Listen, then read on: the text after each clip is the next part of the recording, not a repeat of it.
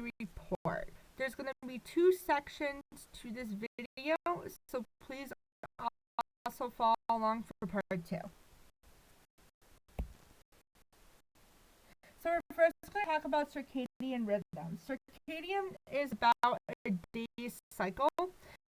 These are the responses with distinct daily rhythms. So this includes your sleep cycle and your wake cycle.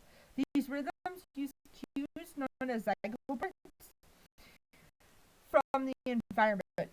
This is the onset of darkness and the onset of light.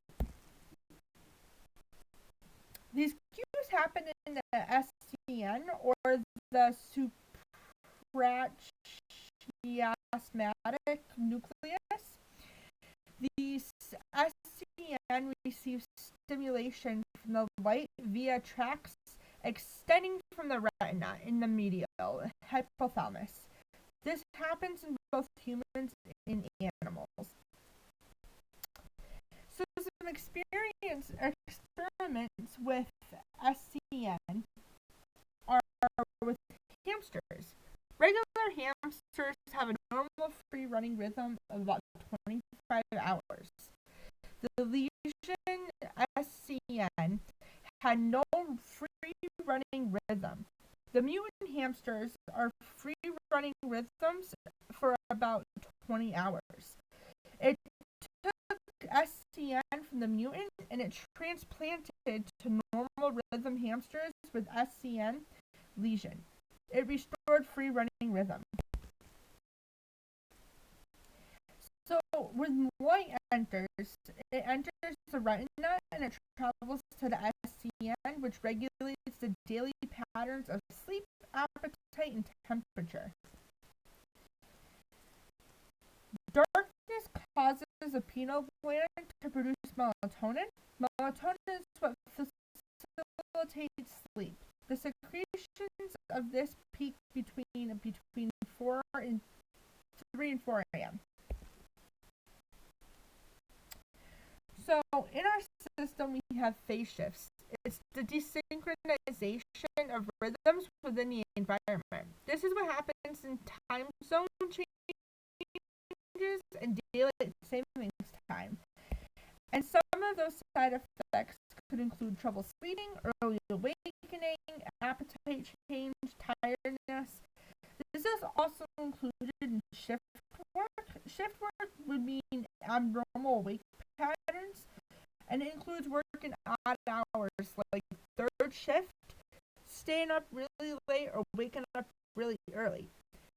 Taking melatonin will help regulate the new sleep pattern by inducing the sleep cycle at off times. So why do we sleep? Sleep provides rest and recovery to the body. Only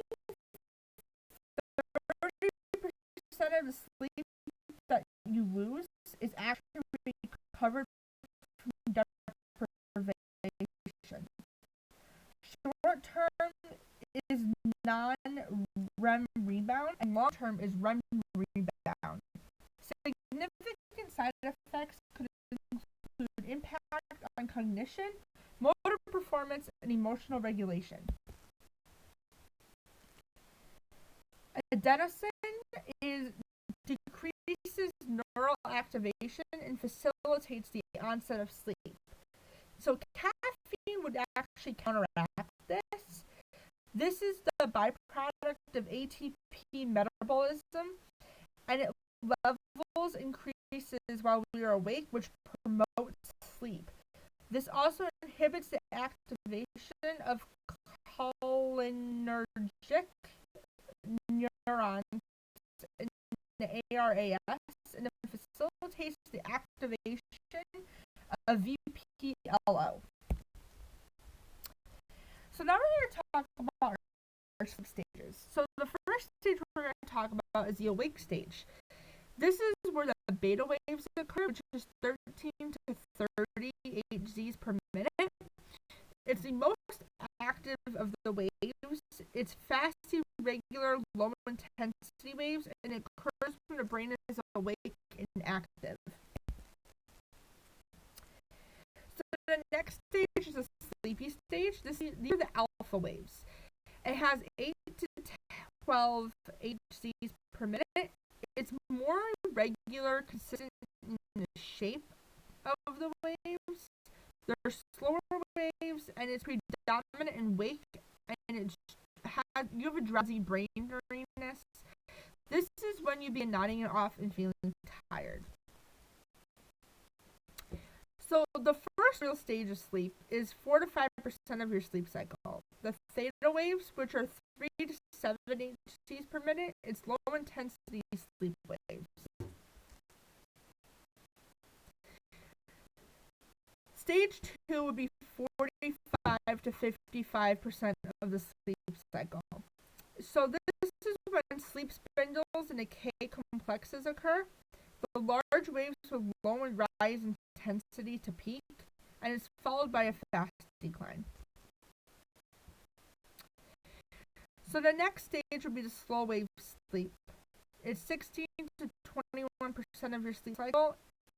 These are when the delta waves have a speed of 0.5 to 3 HCs, and this is the slowest of all the waves.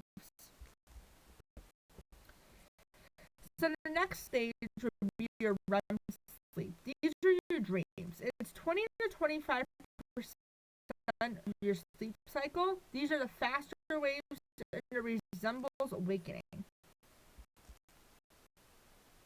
So some terminology that's often used to study sleep would be polysomnography, and it records the different brainwave patterns that characterize the stages of sleep. An EEG, or an electroencephalogram, studies brain waves. An EOG is an electroencephalogram, and it studies the eye movement during sleep. An EMG is an electromyogram, and it studies the muscle movement. The muscle that they usually study is typically the chin. The higher the frequency in waves, the more the brain action occurs, and the greater the intensity of the brain activity. So now we're going to talk about slow sleep versus REM sleep and what the differences are. So in slow sleep, most functions in the brain and body are reduced for a period of rest for the body. It decreased brain activity, and it has little to no eye movement. It's very difficult during this state to awaken someone. They only react to loud noises. When they awaken, they're groggy and confused, and they also have impaired mental performance. They say that they weren't dreaming, but they have vague thought, emotion, and image. During REM sleep, this is when the period of increased heart rate and blood pressure occur. Their breathing's more rapid and variable, and they have increased brain activity. There's also increased eye movement and paralyzed, and they won't react to loud noises, but will arouse to meaningful stimuli. This will seem alert and attentive, and when awakened, they usually report dreaming, story-like progressions of events. So now we're going to talk about emotional expression. This is the outward signs of emotion that may be perceived by others. This is what others see as an expression on your face or your body language. It's emotional behavior, and it has a huge role in interpersonal interaction. So some components of emotional expression include somatic. Somatic occurs when muscle movements associated with a situation. So this would be frowning or smiling. Autonomic would be an autonomic nervous system, your ANS. So during ANS, it receives info and sends commands to internal organs, facilitates behavioral component, and it provides quick mobilization of energy. And the last one would be the humoral, and it breaks up autonomic and the adrenaline brings blood to the muscle glucocorticoids. This is through cortisol. This makes glucose readily available. So, two theories happen were the Darwin theory, which argues that this isn't learned. A quote would be, if people all over the world show the same facial expression of emotion, then it's urine. A 1970 study examined facial expressions of emotion in isolated tribe in New Guinea, and it never exposed Western or any other culture. So an emotional experience would be an inward emotion. This is what we feel and are feeling after interaction, but before showing our expression. It's when